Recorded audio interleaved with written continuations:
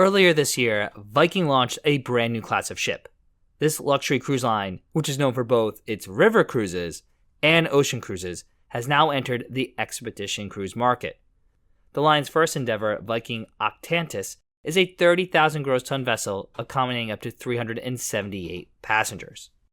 With these expedition vessels offering cruises in Antarctica, the Great Lakes, and the Arctic, with prices ranging from $4,000 to over $25,000 per person, is a Viking Expedition cruise worth it? Well, we've just returned from sailing on Viking Octantis for its Caribbean Connections itinerary and can share all of the details with you as we have our exclusive first look at Viking Expedition Cruises.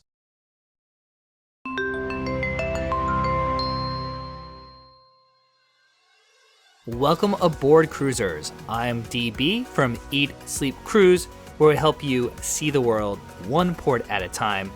And as fans of Viking ocean ships, we were really interested in learning more about Viking expedition ships. So when we had the opportunity to sail on Viking Octantis, we hopped at the opportunity to find out how this ship compared to its big sisters. Of course, if you have any questions at all about Viking Ocean, Viking Expedition ships, Viking Octantis, please leave them in the comment section below, and we'll be sure to answer them. At 6 decks tall, 665 feet long, and a beam of 77 feet, Viking Octantis feels like a smaller version of the line's ocean cruise ships. This new expedition ship seamlessly blends elements of both river cruising and ocean cruising. Thus, this new Polar Class 6 vessel delivers something unique, but still distinctly Viking. Along with familiar public venues like the Aqua V Terrace and the Explorers Lounge, you'll also find the cruise line's award-winning service and hospitality. Now, if you've cruised on either a Viking river ship or an ocean ship, you'll certainly feel right at home on this Viking expedition ship. On Viking Octantis, guests can learn more about the ashore activities at the Expedition Central on Deck 2. Immediately below on Deck 1, guest services is available to answer all of your questions. There's also a small Nordic shop on Deck 3. The ship's impressive theater, the Aula, can be found on Deck 2. This venue transforms from a presentation theater to a beautiful indoor viewing area. The Aula is home to documentaries, port talks, and other edutainment. In addition, it provides a warm aft viewing area, which is perfect for itineraries in the polar regions. The Nordic Spa is located on Deck 2 as well.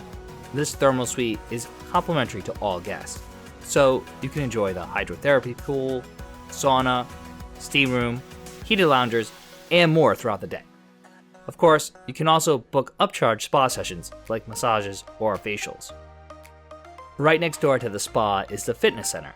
While it is small, it does contain cardio equipment, some weight machines, and a small free weight section. It never appeared all that busy either. The Explorers Lounge is located on decks 4 and 5. This forward-facing venue features floor-to-ceiling panoramic windows, comfy furniture, fireplaces, and a centrally located bar. This Viking staple is the perfect spot day or night. Finally, the living room is also located on Deck 5, featuring a quiet space to read, relax, or play the interactive table games. Here you can also find a bar and plenty of great views. Now, unlike Viking ocean cruise ships, all the bars on Viking Octantis serve the same menu. One of the good things about Viking is that beer and wine is included at lunch and dinner, and other cocktails and spirits are very modestly priced. Their drink menu includes a number of classic martinis and cocktails, as well as cruiser favorites like a rum punch. Perhaps the most stunning addition to Viking Octantis is the Finsa Terrace. This outdoor space with sunken seating, outward-facing aft views, and even fire pits is located beyond the Aula on Deck 2. While the space was not utilized much during our Caribbean cruise, it was home to the sailaway party from Puerto Rico on Day 6. At the completely other end of the ship, there is the shelter and the bow on Deck 3. Here you will find a sizable viewing platform for watching sail into ports. Also during our cruise, there were organized wildlife sightings from this vantage point. For those chillier times, the shelter is a partially covered region beyond the bow. In order to provide a true expedition experience, Viking Octantis offers the hangar on Deck A. This sports deck of sorts has some of the most high-tech equipment that you'll find at sea. Along with dozens of kayaks and Zodiac boats, this vessel is home to 2 special operation boats and 2 submarines that will get you up close and personal with your destinations. We were fortunate to be able to test out both the special operations boats and submarine, and all we can say is wow. During our stop in St. Kitts, we did a coastal cruise on the special operations boat where we got to experience the power and maneuverability of these custom-made boats. On the following day, we were one of the fortunate ones who were able to experience a submarine dive. Along with 3 other cruisers, we spent about a half hour, 25 meters below sea level, getting to explore all the Caribbean Sea has to offer. Later that same day, our group was able to participate in one of the onboard science labs that occurs on Deck 1. This interactive lab helps cruisers learn how to identify microplastics in the water as part of the science program that's exclusive to Viking Expedition Cruises. Given we were just sailing the Caribbean, we can only imagine what it would be like to explore Antarctica on board either vessel. Located at the aft of the ship on Deck 5 are the plunge pools, offering both indoor and outdoor spaces to take a quick dip and admire the views. Likewise, you'll find both indoor and outdoor loungers in the Aquavit Terrace. Cruisers can also stroll on the open promenade on Deck 5 to admire the surrounding landscapes. Lastly, there's the completely open sun deck midship on Deck 6. Here you'll find secluded seating areas, as well as outward-facing loungers. For warmer climates, this is a quiet spot to catch some rays. Each evening, Viking Expedition Cruises offers a 3-course meal in the restaurant on Deck 1 with a rotating menu. Unlike the river and ocean ships, however, reservations for the restaurant are required, so make sure to book those as soon as possible. For a ship of this size, the venue is smaller than you would expect. The menu in the restaurant is also more limited than contemporary cruise lines, though the staff will work to accommodate any special requests. As we mentioned, like other Viking cruise ships, beer and house wine are available during dinner for no additional cost. Some of our favorites in the restaurant included the filet mignon, spiny lobster tail, and the salmon. Like Viking ocean ships, there's one alternative restaurant, Manfredi's, on Deck 1. As one of our favorite specialty restaurants on any cruise ship, this venue features the popular bistecca fiorentina, along with homemade pasta and a variety of other Italian classics. Again, reservations are required for Manfredi's. Both of these sit-down restaurants are available for dinner only. Breakfast and lunch are available in the casual eateries, or room service is always complimentary and available 24 hours a day. Mamsen's, Viking's traditional Scandinavian deli, is open for breakfast, lunch, and snacks. This venue is located portside on Deck 5. Breakfast is served usually between 8:30 a.m. to 10:30 a.m., with lunch from 11 a.m. to 2 p.m. and snacks from 3 p.m. to 5 p.m. Viking cruisers will recognize the open-faced sandwiches like the riki and roast beef, and the signature waffles for breakfast. Surprisingly, this restaurant functioned more like a buffet, unlike a quick-service restaurant where the waffles are made to order. The World Cafe is the ship's buffet. In fact, the buffet on the ship is larger than its counterpart on Viking's ocean ships. The World Cafe is open for breakfast, lunch, and dinner. Again, to our surprise, this buffet was actually self-service, with freshly made cookies, breakfast pastries, and bread. The midship bakery section is a hit. For dinner, I was a fan of the sushi and the seafood bar aft on the port side. Across the way, the grill served up made-to-order steaks, lobster tail, and other seafood selections each evening. During the day, the grill was your Lido-decked food stop, with burgers, hot dogs, and fries. Given the itinerary and smaller than expected main dining room, we dine at the buffet more than we usually do on a cruise. In fact, the buffet is actually designed to hold almost all the cruisers on the ship at one time for a meal, if need be.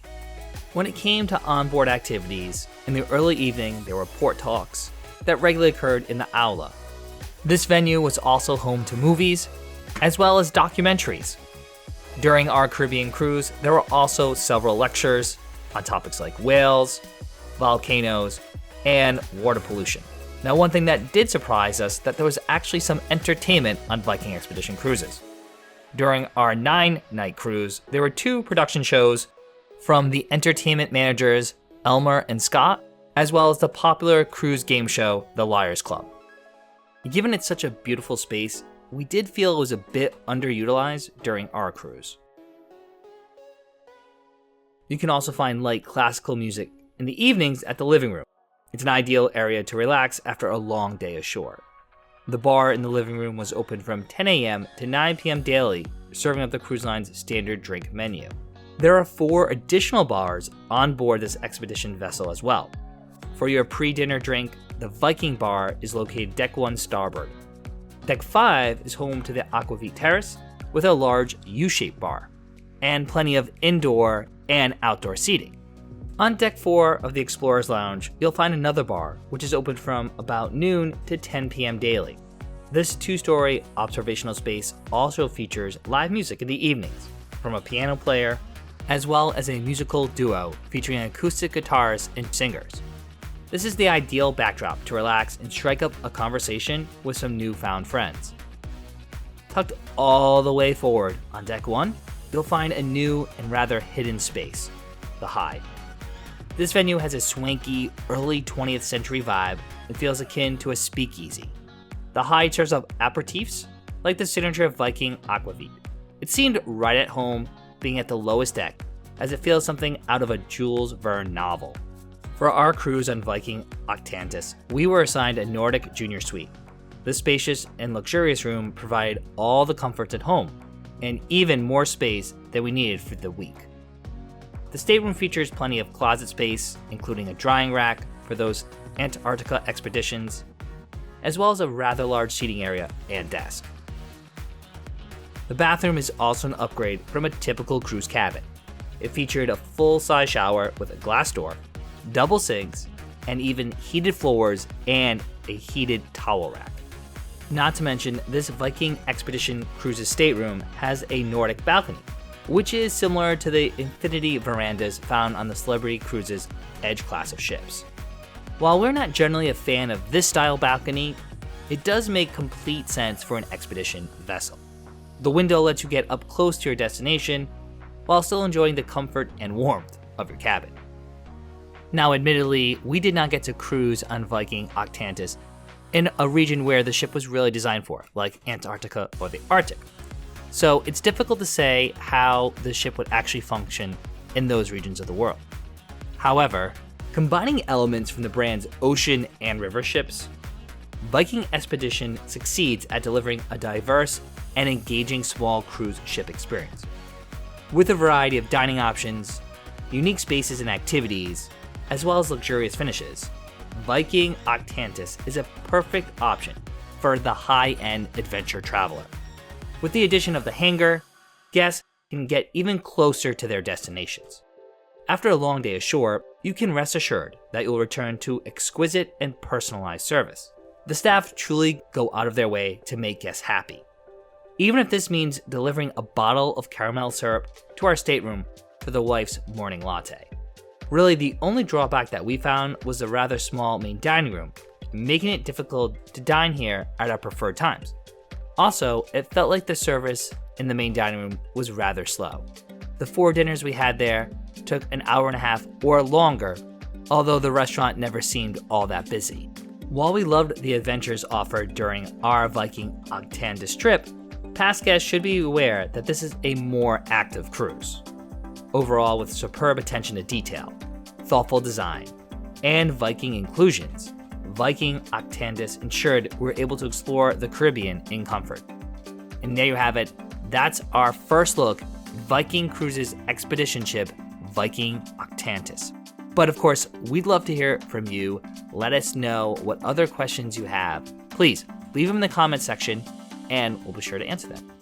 I'm DB from Eat, Sleep, Cruise, and if you enjoyed this video, we have tons of other videos focusing on Viking River and Viking Ocean ships right here on our channel. Or you can take a look at our picks for the top 10 best Alaska cruises of 2022. Along with Viking Ocean ships, there are other ships from the major cruise lines that will be sailing way up north this year.